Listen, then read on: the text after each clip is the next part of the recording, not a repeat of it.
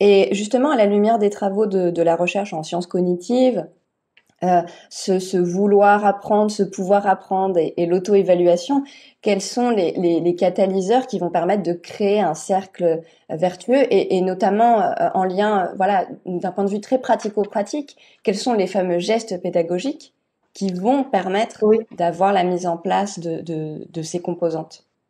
Alors en fait, l'autorégulation, elle se fait tout au long de la tâche, mais particulièrement en 3 étapes.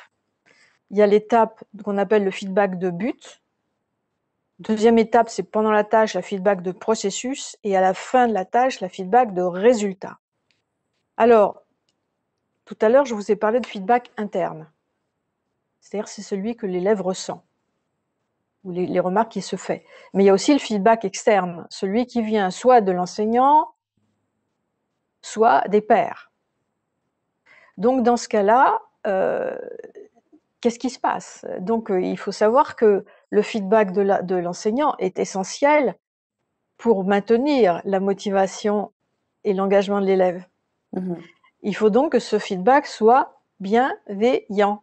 Toujours, toujours, toujours, toujours. C'est-à-dire qu'il soit positif, même si l'élève a fait une erreur, il s'agit de le rassurer sur cette erreur, de lui dire que c'est tout à fait naturel de faire des erreurs, que ça va l'aider à progresser au lieu d'évidemment de l'enfoncer ou de lever les yeux au ciel ou toutes autres sortes de mimiques déplaisantes Mhm. que l'élève ressent très vivement.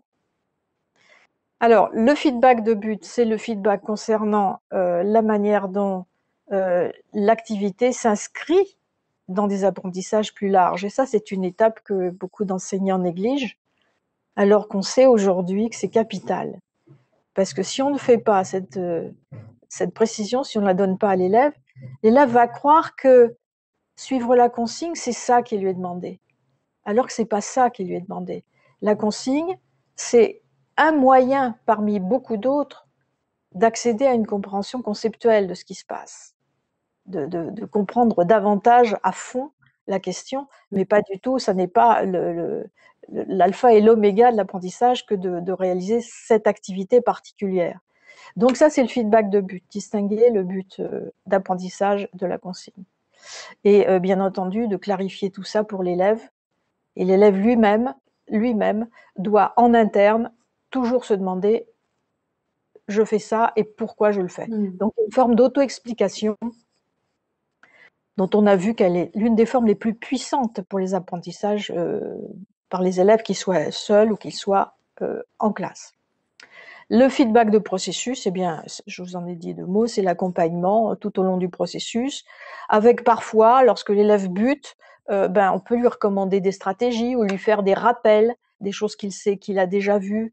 Donc ces incitations, ces rappels, c'est une dimension très importante de l'enseignement, tout le monde le sait bien, et sur le plan international aussi, il faut que ce soit toujours le même mot qui est utilisé Mhm. pour cibler la façon, la stratégie particulière qui s'imposerait en telle et telle occasion. Et puis le feedback de résultat, ça c'est très très important et c'est souvent négligé. Le feedback de résultat, c'est celui où l'élève déjà, premièrement, juge s'il a atteint le résultat qu'il espérait. Donc il y a d'abord un sentiment de réussite et puis il se relie et il voit si son sentiment de réussite est justifié ou non. Cette relecture est indispensable parce que beaucoup de travaux montrent que le sentiment de réussite, en réalité, on l'obtient souvent sur de mauvaises bases.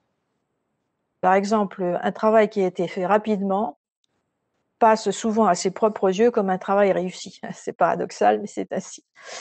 Donc là, il y a des tas d'expériences qui le montrent. Donc, il faut ralentir les choses. Il faut, après ce premier sentiment, vérifier les étapes de l'activité, si c'est une activité écrite, par exemple, ou si c'est une activité de compréhension, eh bien, il faut inviter l'élève à se faire un petit résumé de ce qu'il croit avoir compris. Ça, c'est capital. Ou bien alors de faire un travail avec son camarade à gauche ou à droite pour avoir une espèce de comparaison de leur propre Mhm. synthèse. Est-ce que tu as compris comme moi, etc. Parce que c'est le moment où l'élève va s'enfoncer dans la profondeur du sujet. S'il n'y a pas ce moment, l'élève surfe il est sur le haut de la vague et il fait l'exercice en suivant la consigne, mais sans du tout s'intéresser au contenu en fait. Donc ça, c'est vraiment capital de surveiller cela par des exercices appropriés qui vont permettre à l'élève d'avoir le feedback de résultat tout seul. Parce qu'évidemment, l'autre manière classique de faire, c'est le prof qui se balade dans les rangs et qui regarde les résultats. Mais ça, c'est pas très intéressant pour l'élève parce qu'il va pas intérioriser ce type de feedback. Donc, il faut l'aider à intérioriser son feedback de résultat en lui donnant des résultats appropriés, des exercices, appropriés pour tester son résultat. Vous voyez, pour vérifier qu'il a bien tout compris, qu'il est capable de faire le résumé. Il y a des tas d'autres exercices que nous proposons et qui sont en ligne pour arriver à ce feedback bien construit et autonome.